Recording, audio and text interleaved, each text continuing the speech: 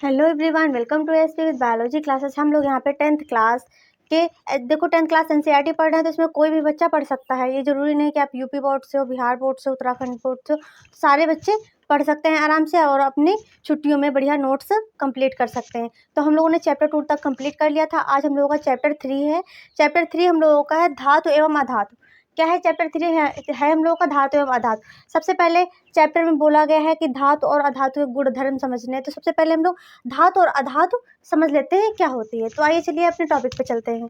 ठीक, तो धातुओं एवं अधातुओं के भौतिक गुणधर्म समझने हैं कि कैसे ये भौतिक रूप से किस प्रकार से दिखती हैं और कैसे हम धातु और अधातु में क्या अंतर करेंगे, पहचानेंगे। तो सबसे पहले धातु को देखते हैं। देखो धातुएं चमकदार होती हैं। जो आपकी धातुएं होती हैं कैसी होती है? चमकदार होती हैं, या फिर ये कह सकते हैं कि इनमें धात्विक चमक होती है। जैसे कि आपने चांदी देखा होगा, सोना देखा होगा, तो क्या होती है? ये चमकदार होती हैं। सोना देख करके आप पहचान जाओगे कि हाँ ये सोना है और ये चांदी है, क्योंकि क्या होती है? इसमें धात्विक चमक होती है। क्या होती है? धात्विक चमक होती है।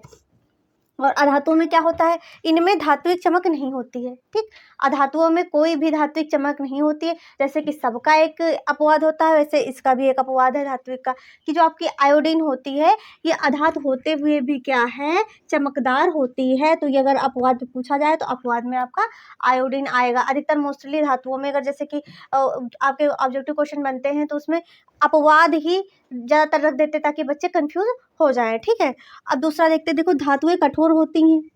धातुएं कैसी होती हैं? कठोर होती हैं। धातुएं हमेशा कठोर होती, ठोस होती। पीटने से लोहा है, पीटने पर आवाज आती है। चांदी भी पीटोगे तो कुछ बहुत आवाज आती है। ठीक है, पर कुछ इसके भी अपवाद हैं, जैसे कि सोडियम, पोटेशियम और लिथियम। ठीक है, इनको क्या किया जाता है? चाकू से काट सकते हैं, चाकू से काटा जा सकता है। ये तीन आपकी धातुएं हैं जो क्या होती हैं? ये कठोर नहीं होती हैं। आपका सोडियम हो गया, पोटेशियम हो गया, लिथियम हो गया, इनको क्या चाकू से काटा जा सकता है। ठीक है, और जो आपकी अधातुएं होती हैं यह कम कठोर होती हैं, इनमें उतनी कठोरता नहीं होती है।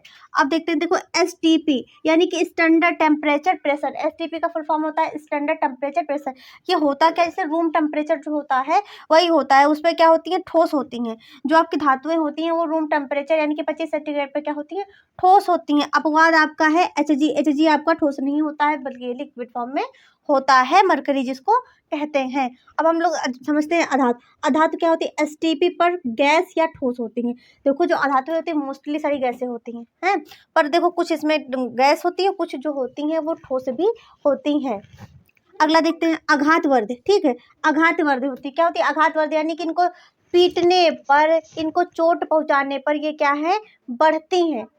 क्या होती हैं? बढ़ती हैं। जैसे कि लोहा को पीटोगे तो आप कुल्हाड़ी बना लेते हो, शेप दे देते हो, हंसिए का शेप दे देते हो। ठीक है, हथौड़े का शेप दे देते हो, क्योंकि क्या होती है? ये आघात वर्ध होती है। मतलब इनको इन पे घात करने पे क्या होती है? इनका शेप बन जाता है।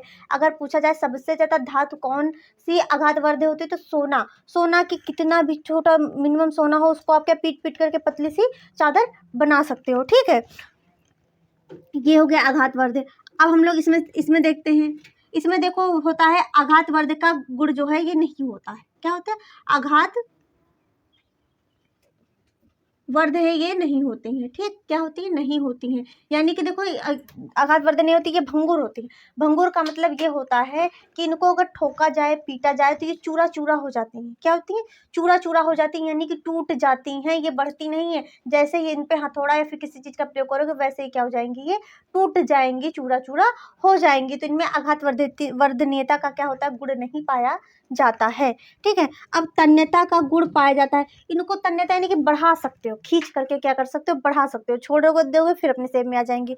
पर इसमें जो होता है अधातुओं को आप तन्यता नहीं, इनमें तन्यता का गुण नहीं पाया जाएगा। एक बार बढ़ा दोगे फिर दोबारा क्या होगी? बढ़ाओगे तो टूट ही जाएंगी, या तो बढ़ जाएंगी तो फिर बढ़ ही जाएंगी। ठीक है, तो इनमें क्या होता है? तन्यता का गुण नहीं पाया जाता। मतलब यानी कि बढ़ती है ही नहीं, यही समझ लो बस सीधे, कि इनमें तन्यता होती ही नहीं है। ज़्यादा तन्यता करोगे तो टूट जाएंगी। ठीक है, अब देखो धातु जो होती है उष्मा, उष्मा तथा विद्युत क्या होती है? सुचालक होती है। यानी कि जैसे कि आप लोहे की कोई ले लो, लोहे की मान लो कोई कील ले ली, तो उसको जब उष्मा में दिखाओगे, ठीक है, उसको जैसे कि गैस में या फिर बर्नर में या फिर आपने मोमबत्ती में ऐसे एक तरफ लगाया तो आप देखोगे गर्म तो एक तरफ करते हो एक सिरा, पर देखते हो जो आपने हाथ में पकड़ के रखा है वो भी क्या होता है? वहाँ पे भी इसके ऊष्मा आ जाती है, जिससे क्या होता है आप तुरंत छोड़ देते हो। तो इसमें क्या है कि इसमें ऊष्मा प्रवाहित हो रही है, हैं? और इसको अगर कहीं आपने बिजली के तार में लगा दिया तो आपको करंट के झटके भी बहुत तेज़ी से देगा, क्योंकि क्या होती हैं ये सुचालक होती हैं। क्या होती है? सुचालक होती है। अब उदाहरण के लिए सुचालक में देखते हैं चांदी और कॉपर, ये सबसे ज़्यादा क्या होती हैं? सुचालक होती है, इसमें सबसे ज़्यादा विद्युत प्रभाव होता है। और कुचालक आपका क्या होगा? जो आपका अपवाद है लेड और मरकरी। लेड और मरकरी धातुएं होते हुए क्या होती हैं? ये धातुओं की ये क्या होती है? कुचालक होती है, इसमें विद्युत और ऊष्मा का प्रवाह नहीं होता है। इसमें देख लेते हैं अधातुएं ऊष्मा ऊष्मा और विद्युत की क्या होती है? कुचालक होती है, यानी कि इसमें ऊष्मा और विद्युत नहीं प्रवाहित होती है, ठीक है, धातुओं में। पर आपका अपवाद जैसे है कि ग्रेफाइट, अपवाद क्या है आपका? ग्रेफाइट, ये आपका है विद्युत का और ऊष्मा का सुचालक होता है, ठीक है। नंबर 7 देखेंगे, क्या ध्वनि उत्पन्न करते? लोहे को आप पीटते हो तो ठन ठन ठन की आवाज़ आती है, चांदी में भी आती है, सोने में भी आती है, और लोहे में सबसे ज़्यादा आती है। तो क्या होता है? इसमें ध्वनि जो होती है वो उत्पन्न होती है, और इसमें ध्वनि नहीं होती। इसमें जो धातु को पीटने पर किसी भी प्रकार की ध्वनि उत्पन्न नहीं होती है। ये आपका धातु और अधातु के क्या आपको अंतर समझ में आ गए होंगे। आप इनको अंतर में भी लिख सकते हैं। उनके गुण धर्म भी अगर पूछा जाए कि इनके भौतिक गुण लिखिए, तब भी आप धातु के और अधातु के यही लिख दोगे गुण धर्म, तो ये आपका क्या हो जाएगा? ये आपका एग्जाम के लिए टॉपिक हो जाएगा।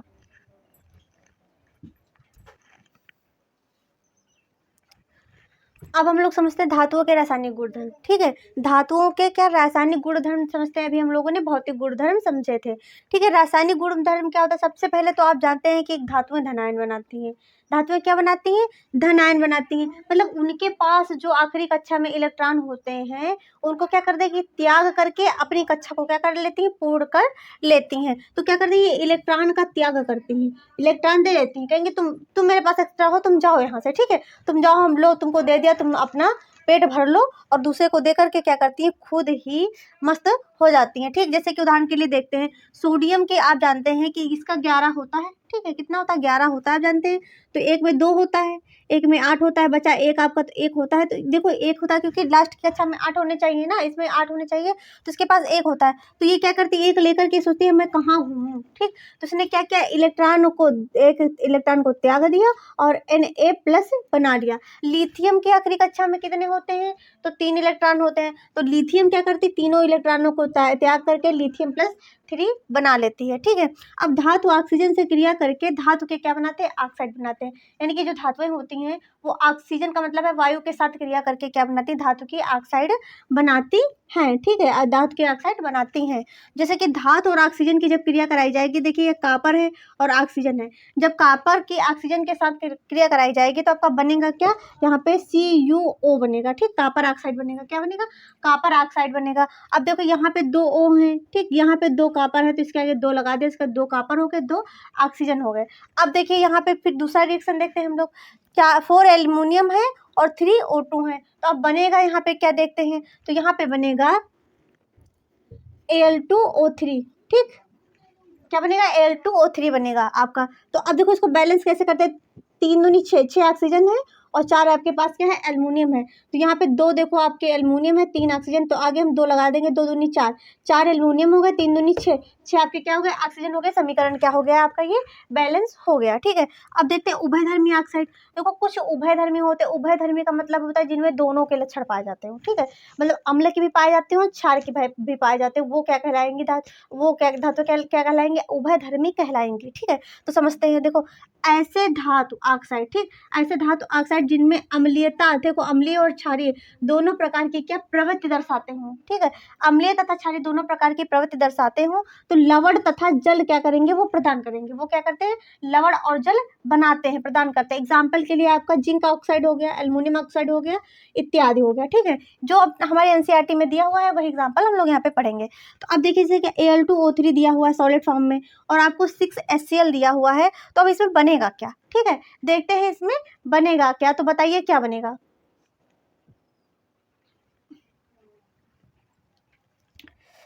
अब देखते हैं यहाँ पे क्या बनेगा। देखिए आपके पास है क्या? Al2 और O3 प्लस का 6HCl है, ठीक। तो यहाँ पे देखिए क्या लवण तथा जल बन रहा है। क्या बनना है? लवण तथा जल बन रहा है। तो अब इसको हम लोग बैलेंस कैसे करेंगे? तो यहाँ पे पहले हम लोग H2O बनाते हैं, ठीक, H2O बनाते हैं। अब देखिए यहाँ पे 6 हैं, H कितने? 6 हैं, और आपके पास Cl देखिए यहाँ पे कितने हैं, तो Cl आपके पास 6 हैं और यहाँ पे आपका पास Al कितने हैं, तो Al आपके पास 2 हैं। तो हम लोग करेंगे क्या, तो अब देखिए Al Cl3 ठीक करते हैं। तो अब इसको बैलेंस कैसे करेंगे, अब बैलेंस इसके आगे हम 2 लगा देंगे तो Al देखो Al यहाँ पे 2 हो जाएंगे, Cl कितने हो जाएंगे, 3 दूनी 6 हो जाएंगे। अब हमारे पास क्या बैलेंस करना है, अब हमको करना है ऑक्सीजन को बैलेंस, क्या करना है, ऑक्सीजन को बैलेंस करना है और हाइड्रोजन को क्या करना है, बैलेंस करना है। तो अब करेंगे क्या, देखिए हाइड्रोजन हमारे पास 6 है, यहाँ पे हाइड्रोजन कितने हमारे पास 6 हैं और ऑक्सीजन हमारे पास कितनी है, यहाँ पे 3 है। तो अब हम करेंगे क्या, यहाँ पे देखिए हाइड्रोजन 2 लिखे हुए हैं, ऑक्सीजन 1 लिखी हुई, तो हम करेंगे क्या, इसके आगे 3 लगा देंगे, 3 दूनी 6, 3 दूनी 6 हमारे पास क्या हो गया, हाइड्रोजन हो गए और 3 हमारे पास क्या हो गई, ऑक्सीजन हो गई। तो ये हमारा बैलेंस हो गया समीकरण, ये बन गया यहाँ पे एल्युमिनियम क्लोराइड। अब हमारे पास Al2O3 प्लस का NaOH दिया हुआ है, तो अब क्या बनेगा, तो अब क्या बनेगा, अब बताइए अब क्या बनेगा। तो अब हम लोग कैसे समीकरण बैलेंस करेंगे, देखो पहले पानी तो निकलेगा ही निकलेगा, पहले हम लोग H2O निकाल लेते हैं, ठीक, पहले हम लोग क्या करेंगे, H2O निकाल लेंगे। अब क्या बनेगा, अब देखते हैं, Al हो गया हमारे पास, ठीक है, और O हो गया। अब हमारे पास सोडियम कितने हैं, 1 ही है हमारे पास सोडियम, ठीक है, और हमारे पास ऑक्सीजन देखिए यहाँ पे 3 है, यहाँ पे 1 है, तो हमने यहाँ पे 1 लिख दी, ठीक है, 1 लिख दी यहाँ पे ऑक्सीजन।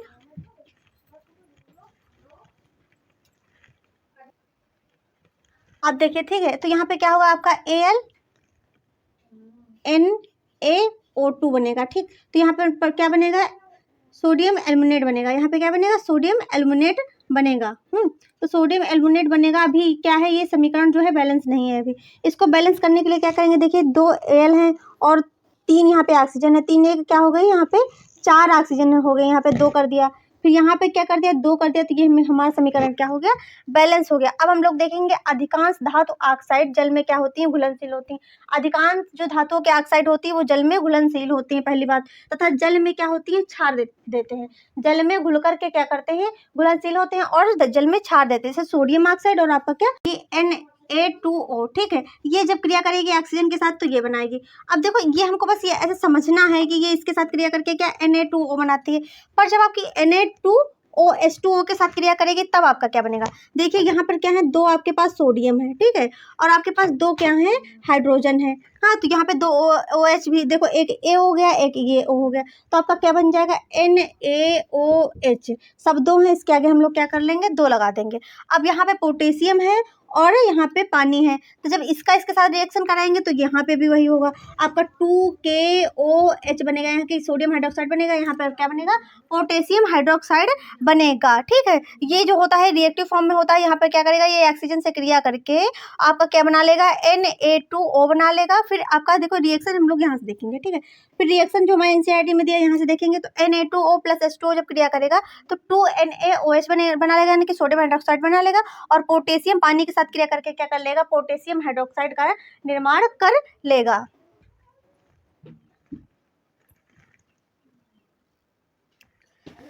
अब हम लोग पढ़ते हैं धातुओं की जल के साथ अपक्रियाशीलता, क्या, धातुओं की जल के साथ अपक्रियाशीलता। देखो पहला क्या लिखा है, सोडियम तथा पोटेशियम धातुओं को केरोसिन में रखते हैं। अब पूछा जाए सोडियम और पोटेशियम को केरोसिन में क्यों रखते हैं, तो अगर सोडियम और पोटेशियम को खुला छोड़ दोगे तो बहुत ही रिएक्टिव होते हैं, तुरंत क्या करेंगे, आग पकड़ लेंगे। जैसे कि अभी आपने आपके क्लास में शायद एक्सपेरिमेंट कराया गया हो या ना कराया गया हो, पर जैसे ही आप 11th या 12th में जाएंगे तो आपको देखो क्या, सोडियम को जब लेबोरेटरी में ले जाया जाएगा, जैसे ही आप सोडियम को हाथ से ऐसे अगर आपके हाथ पे जरा सा भी नमी है, ऐसे छुआ तो क्या तुरंत क्या होगा, वो जलने लगेगा, जैसे ही पानी में डालोगे तुरंत ही आग लग जाएगी। जैसे कि बाबा दादी लोग पहले के दिखाते थे, ऐसे सोडियम डाल दिया और क्या हो गई, आग लग गई है।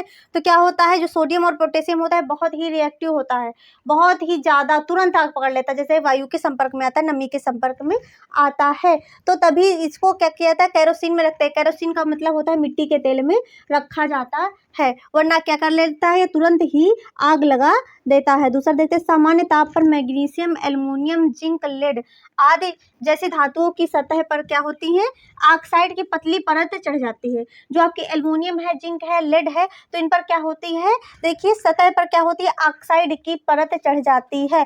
ऑक्साइड की यह परत जो होती है धातुओं को पुनः ऑक्सीकरण से सुरक्षा करती है। जो ये ऑक्सीकरण की परत चढ़ जाती है तो धातुओं को नष्ट होने से क्या करती है, बचाती है। अगला देखते हैं, देखो गर्म करने पर आयरन का दहन नहीं होता है। गर्म करोगे तो आयरन जलेगा नहीं, पहली बात तो। परंतु जब आयरन का चूर्ण डालोगे तब क्या करेगा, वह तेजी से दहन होने लगेगा। जब आयरन को गर्म करोगे तब नहीं जलेगा, जब उसका चूर्ण यानी कि जो बुरादा होता है वो बना के जब ऐसे ऐसे बर्नर के ऊपर ऐसे डालोगे तो क्या करेगा, वो तेजी से जलने लगेगा। अगला देखते हैं, चांदी और सोना अधिक ताप पर क्या होते हैं, ऑक्सीजन के साथ क्रिया नहीं करते।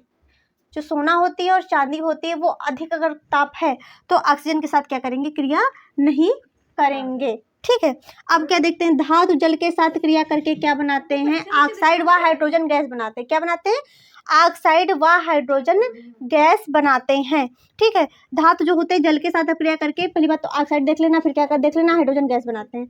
अब देखते हैं बनता क्या है। अब जैसे कि धातु और जल को मिलाया तो धातु के ऑक्साइड बने, फिर क्या हुआ, आपको गैस हाइड्रोजन गैस प्राप्त हुई। तो अब देखो आपका धातु सोडियम हो गया और जल हो गया आपका 2H2O। अब बनेगा क्या है यहाँ पे, NaOH। ठीक है, NaOH बनेगा तो यहाँ पे 2 सोडियम है और यहाँ पे कितने हैं, देखिए आपके पास 2 सोडियम है और आपके पास यहाँ पे क्या है, 2 ऑक्सीजन है। ठीक है, आपके पास 2 ऑक्सीजन है और 2 हाइड्रोजन है, तो यहाँ पे 2 लगा देंगे, 2 सोडियम हो गए, 2 ऑक्सीजन हो गए, 2 हाइड्रोजन बचे आपके पास 2 हाइड्रोजन। तो देखो यहाँ पे 2 दूनी 4, यहाँ पे 2 निकल गए ना, तो यहाँ पे H2 यानी कि गैस मुक्त हो जाएगी। वही प्रोसेस यहाँ पे होगी, यहाँ पे भी 2KOH बनेगा प्लस आपकी क्या, H2 गैस क्या होगी, मुक्त होगी। अब कैल्शियम में देखते हैं तो यहाँ पे क्या होगा, CaOH का होल ट्वाइस। ठीक, ये आपका बुझे चूने का सूत्र है। ठीक है, तो ये जब बनेगा तो यहाँ पे बचेगा क्या, देखिए आपके 2 H निकल गए, 2 O निकल गए, आपके पास बची का प्लस की H2 गैस बची है। अब देखते हैं यहाँ पे देखिए 2Al, 2 एल्युमिनियम है, 3 दूनी 6 हाइड्रोजन है और 3 ऑक्सीजन है। अब क्या बनेगा, तो आपका देखिए अब क्या बनेगा, अब आपका बनेगा देखिए यहाँ पे आपका Al2O3। ठीक, एल्युमिनियम ऑक्साइड बनेगा और प्लस का आपका क्या होगा, ठीक है, गैस निकाल लेते हैं यहाँ से। तो अब इसको बैलेंस करिए, कैसे बैलेंस होगा। अब देखो बैलेंस करने के लिए करेंगे क्या हम लोग, देखिए यहाँ पे 2Al है तो 2Al हो गए, यहाँ पे 3 दूनी 6, 6 कितने हो गए, हाइड्रोजन हो गए और आपके पास 3 ऑक्सीजन हो गई। अब यहाँ पे हमने ऑक्सीजन तो यूज़ कर लिए हैं, एल्युमिनियम यूज़ कर लिया है। ठीक है, अब बचा हमारे पास क्या है, हाइड्रोजन बची है, हाइड्रोजन गैस बची है, तो यहाँ पे 3 लगा देंगे, यहाँ पे क्या हो जाएगा, ये बैलेंस हो जाएगा और हाइड्रोजन गैस क्या हो जाएगी, निकल जाएगी। अब क्या करेंगे, अब देखिए आयरन हमारे पास 3 है और देखो 4 दूनी 8 हमारे पास हाइड्रोजन है, 8 कितने हैं, हाइड्रोजन है हमारे पास और 4 हमारे पास क्या है, ऑक्सीजन है। ठीक है, अब बैलेंस कैसे करेंगे, Fe2O3। ठीक, Fe2O3 बने, अगर करेंगे बैलेंस तो क्या होगा, ठीक है,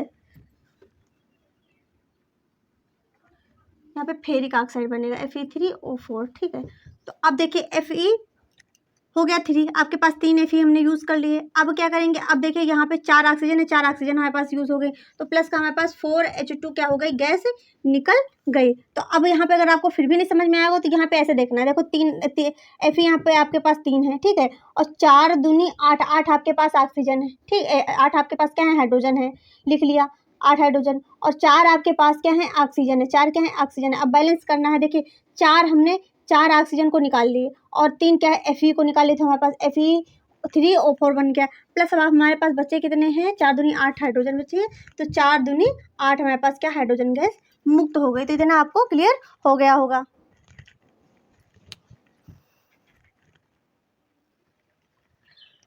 अब देखते हैं क्या होता है जब धातुएं अम्लों के साथ अपक्रिया करती हैं। ठीक, जब अम्लों के साथ अपक्रिया करती है तो क्या होता है, धातु प्लस तनु अम्ल। ठीक है, धातु और तनु अम्ल मिलकर के क्या लवण बनाता है और हाइड्रोजन बनाता है। तो MgHCl लिखा हुआ है यहाँ पे, तो अब बनेगा क्या, ये देखिए, तो यहाँ पे MgCl बनेगा। ठीक है, MgCl2 यानी कि मैग्नीशियम क्लोराइड बनेगा प्लस आपके पास हाइड्रोजन गैस मुक्त हो जाएगी। अब Al2Al है, 6HCl है, तो अब क्या बनेगा, यहाँ पे देखते हैं Al2। ठीक है, हमारे पास 2 Al हैं और हमारे पास Cl कितने हैं, हमारे पास Cl हैं 6, कितने 6 हैं, तो अब Al2Cl3 हो गया। अब प्लस हमारे पास क्या बचा है, देखिए हमारे पास Cl बचे हैं अभी 3 और अब अभी हमारे पास बचे हैं जो हाइड्रोजन वो बचे हैं कितने 6। तो अब क्या बनेगा, देखिए यहाँ पे 3 बचे हुए हैं, 3 दूनी 6। ठीक है, कितने हो गए, 3 दूनी 6 हो गए। अब समीकरण क्या हो गया, बैलेंस हो गया, आपका 2 Al हो गए और 3 दूनी 6, 6 आपके पास क्या हो गए, क्लोरीन हो गई। अब प्लस आपके पास देखो यहाँ पे 6 हाइड्रोजन बचे हैं, गैस निकल गई, 3 दूनी 6, 6 आपके पास क्या हो गए, हाइड्रोजन हो गए। ठीक, 6 हाइड्रोजन के अणु निकले। अब जिंक है प्लस का 2HCl है, तो अब क्या बनेगा, अब यहाँ पे देखते हैं, तो ZnCl2 बनेगा प्लस का आपका क्या होगा, हाइड्रोजन गैस मुक्त होगी। ठीक है, अब देखते हैं, जब धातुएं नाइट्रिक अम्ल के साथ, यानी नाइट्रिक अम्ल का मतलब होता है HNO3 के साथ अपक्रिया करती हैं तो हाइड्रोजन गैस नहीं निकलती। ठीक है, जब धातुएं HNO3 के साथ, जो अम्ल है उसके साथ अपक्रिया करती है तो आपके पास क्या हाइड्रोजन गैस नहीं निकलती, क्योंकि HNO3 प्रबल ऑक्सीकारक होता है। HNO3 होता क्या है, प्रबल ऑक्सीकारक होता है, और H2 को पानी में क्या कर देता है, परिवर्तित कर देता है, और जो हाइड्रोजन गैस होती है उसको क्या, पानी बना देता है। इस वजह से क्या होती है, वहां पे हाइड्रोजन गैस नहीं मुक्त होती है। ठीक है, अब नाइट्रोजन के ऑक्साइड देखिए कौन कौन से, N2O, NO और NO2 ठीक में क्या होते हैं, अपचयित हो जाते हैं। जो नाइट्रोजन होते हैं या तो फिर N2O में या फिर NO में, फिर या NO2 में क्या होंगे, अपचयित हो जाएंगे। अब मैग्नीशियम, और जो आपका मैग्नीज है और मैग्नीशियम को HNO3 के साथ जब क्रिया करते हैं तो H2 गैस मुक्त होती है। मतलब मैग्नीशियम देख लीजिए और मैग्नीज देख लीजिए, मैग्नीज ये है, मैग्नीशियम ये है। मैग्नीज को MNA से लिखते हैं, मैग्नीशियम को Mg से लिखते हैं। जब HNO3 के साथ क्रिया करते हैं तो क्या होती है, H2 गैस मुक्त होती है। अब क्रियाशीलता का क्रम अगर देखा जाए तो सबसे ज़्यादा मैग्नीशियम में होता है, फिर एल्युमिनियम में होता है, फिर जिंक में होता है, फिर आयरन में होता है। अगर सबसे ज़्यादा पूछा जाए तो मैग्नीशियम में होगा, सबसे कम पूछा जाए तो किसमें, आयरन में होगा। और कॉपर की HCl के साथ अपक्रिया कराने पर ना तो बुलबुले बनते हैं, हमारे NCERT में लिखा है, और ना ताप में परिवर्तन होता है। कॉपर की जब HCl के साथ क्रिया कराई जाती है तो ना ही बुलबुले बनेंगे और ना ही क्या होगा, ताप में परिवर्तन होता है। अतः HCl क्या होगा, क्रिया नहीं करेगा। अतः ऐसा क्यों होगा, क्योंकि HCl यहाँ पे क्रिया कर ही नहीं रहा है, तो ना ताप में वृद्धि होगी, ताप परिवर्तन नहीं होगा, ना ही क्या वहाँ पे बुलबुले बनेंगे। अब देखते हैं एक्वारेजिया क्या होता है। ठीक, एक्वारेजिया क्या होता है, देखिए एक्वारेजिया यानी कि रॉयल जल का लैटिन नाम है। अगर पूछा जाए एक्वारेजिया किसका नाम है तो आप बताएंगे रॉयल जल का जो है लैटिन नाम है। ये हमारे NCERT में लिखा हुआ है। तो कि एक्वारेजिया में होता क्या है, एक्वारेजिया में देखिए देखो 3 के अनुपात में HCl होता है, 1 अनुपात में HNO3 होता है। ठीक है, तो इसका क्या होता है, ताज़ा मिश्रण होता है या गोल्ड व प्लेटिनम को गला सकता है। ऐसे इन दोनों में कोई अगर एक को ले लिया जाए तो ऐसा नहीं कर पाएगा, दोनों को मिक्स करके क्या होता है तब एक्वारेजिया बनता है, जो क्या गोल्ड और प्लेटिनम को क्या कर देता है, गला सकता है। एक्वारेजिया जो होता है भंभकता जल होने के साथ साथ क्या होता है, प्रबल संचारक होता है। ठीक है, देखा भंभकता जल का मतलब किसी के ऊपर डाल दोगे तो उसकी स्किन क्या होगी, बर्न हो जाएगी, जल जाएगी, क्योंकि क्या है, ये अम्ल है, एक एसिड है। ठीक है, धातु लवणों के विलयन के साथ धातुएं जो होती हैं वो कैसे क्रिया करती है, धातु जो होती है लवणों के विलयन के साथ धातुएं कैसे क्रिया करती है ये देखते हैं। पहली बात तो अभिक्रियाशील धातुएं अपने से कम अभिक्रियाशील धातु को उसके यौगिक के विलयन में से क्या करती, गलित अवस्था में क्या करेंगी, विस्थापित कर देंगी। क्या कहा गया है, अभिक्रियाशील धातुएं अपने से कम अभिक्रियाशील धातु को उसके यौगिक के विलयन से गलित अवस्था में क्या कर देती है, विस्थापित कर देती है। देखिए अगर 2 लोगों में झगड़ा हो रहा है तो ज़्यादा प्रबल होगा वो क्या करेगा, छोटे को विस्थापित कर देगा। ठीक है, अब देखिए यहाँ पे सभी धातुओं की अपक्रियाशीलता समान नहीं होती है। ठीक है, सभी धातुओं की अपक्रियाशीलता समान नहीं होती, सभी धातुएं जल अम्ल के साथ क्या करती हैं, अपक्रिया नहीं करती हैं। जो सभी धातुएं होती है, अब सोचिए उसमें क्रियाशीलता समान हो तो ऐसा नहीं होता है। कुछ धातुओं में क्या होती है, सभी धातुएं अम्ल और जल से क्रिया नहीं करती हैं, और धातु B को उसके विलयन में विस्थापित करती है। ऐसा क्यों होता है, अगर ये A और B को विस्थापित करे इसका मतलब A क्या है, ज़्यादा शक्तिशाली है, A क्या है, ज़्यादा शक्तिशाली। ठीक, इससे पता चलता है धातु A क्या है, अधिक अपक्रियाशील है, ये ज़्यादा क्रियाशील है, तभी तो क्या कर रही है, B को विस्थापित किए दे रही है। ठीक है, अब सक्रियता श्रेणी समझते हैं। सक्रियता श्रेणी वह श्रेणी है जिसमें धातुओं को अवरोही क्रम में व्यवस्थित किया जाता है। अगर पूछा जाए सक्रियता श्रेणी क्या है तो सक्रियता श्रेणी वह श्रेणी है जिसमें धातुओं को अवरोही क्रम में क्या किया जाता है, व्यवस्थित किया जाता है, जिसे सक्रियता श्रेणी कहते हैं। अब हम लोग देखते हैं धातुओं की सक्रियता की श्रेणी। एक तरफ हम लोग धातुओं को लिखते हैं, धातुएं ये याद कर लेना। ठीक है, इनको का याद कर लेना, ये नहीं कि कोई ट्रिक बनाओ। देखो ट्रिक तो बनी जा सकती है, चलो बना भी देंगे हैं, पर जो इनको क्या ये याद करने वाली चीज़ें हैं, ये आपको जब तक आप पढ़ाई करोगे, जैसे कि आप इंटर में और आप BSc करो तो उसमें क्या होगी, ये काम देंगी आपको, तो ये जरूर से जरूर याद कर लेना। ठीक है, सक्रियता श्रेणी। अब धातुओं की सापेक्ष क्रियाशीलता देख लेते हैं। देखिए यहाँ पे जो सबसे ऊपर होगी, यहाँ की धातुएं सबसे क्रियाशील होंगी, फिर बीच में क्या होगी, यहाँ पे इसकी अब क्रियाशीलता घटेगी, फिर जैसे नीचे आएगी ये सबसे कम हो जाएगी। तो हमारी NCERT में क्या दिया है, A B के धातु का जो लवण विलयन होता है वो A का लवण विलयन बनेगा प्लस धातु को क्या कर देगी, विस्थापित कर देगी। अब देखते हैं, देखिए आयरन दिया गया है प्लस कॉपर दिया गया है, फिर जिंक दिया गया है प्लस कॉपर दिया गया है। अब यहाँ हम लोग देखते हैं कि आयरन कहाँ है, आयरन आपका है ये। ठीक, अब देखते हैं जिंक कहाँ है, ये आपका जिंक है, ठीक है। अब देखते हैं कॉपर कहाँ है। तो आप देख रहे हैं कि जिंक आयरन से भी ऊपर है, तो इसका मतलब है जिंक आयरन को विस्थापित कर देगी। और जो कॉपर है ये सबसे नीचे है, इसका मतलब जिंक और आयरन दोनों क्या करेंगे, कॉपर को विस्थापित कर देंगे। हमने देखा सक्रियता श्रेणी में जिंक और आयरन, ठीक। आयरन जो है जिंक से ऊपर है, इसका मतलब जिंक जो है वो आयरन को विस्थापित कर देगी। और जो आपका कॉपर है वो आयरन वो आपका देखिए जो कॉपर है वो जिंक और आयरन दोनों से क्या है, एकदम नीचे है। तो इसका मतलब दोनों क्या करेंगी, धातुएं कॉपर को विस्थापित कर देती हैं। तो आप फॉर्मूला देखते हैं, देखिए ये क्या करेगी, आयरन क्या करेगी, कॉपर को विस्थापित करेगी। तो यहाँ पे बनेगा FeSO4, ठीक। प्लस का कॉपर क्या हो जाएगा, विस्थापित हो जाएगा, विलयन से निकल जाएगा। अब देखिए यहाँ पे जिंक भी कॉपर से ऊपर है, तो यहाँ पे C जो आपका कॉपर होगा स्थापित हो जाएगा, ZnSO4 बन जाएगा, प्लस आपका क्या होगा, कॉपर विस्थापित हो जाएगा। तो ये हमने आपको देखो सक्रियता की श्रेणी दिखाई। तो यही से क्या, यही जब आप याद कर लोगे तो क्या होगा, जैसे कि आपको फॉर्मूला दिया गया Pb। अब Pb क्या कॉपर को विस्थापित कर देगी, तो हाँ विस्थापित कर देगी, ठीक है। अब क्या Ag कॉपर को विस्थापित कर पाएगा, तो नहीं विस्थापित कर पाएगा, क्योंकि उसकी क्रियाशीलता बहुत कम है, वो नीचे है। और जो आपका Au है ये किसी को विस्थापित नहीं कर पाएगा, ठीक है, क्योंकि इसकी सक्रियता जो है वो सबसे कम है क्रियाशीलता, ठीक है। तो इतना आपको क्लियर हो गया होगा। अगर आपको हमारी क्लास अच्छी लगी तो अपने दोस्तों में ज़्यादा से ज़्यादा शेयर करें। इसका सेकंड पार्ट लेकर आएंगे और उसमें क्या हो जाएगा, चैप्टर कंप्लीट हो जाएगा, चैप्टर 3 हम लोग का कंप्लीट हो जाएगा। अगर आपको हमारी क्लास अच्छी लगी तो हमारे चैनल को लाइक करें, शेयर करें, सब्सक्राइब करें। मिलते हैं नेक्स्ट पार्ट के साथ। Thanks for watching.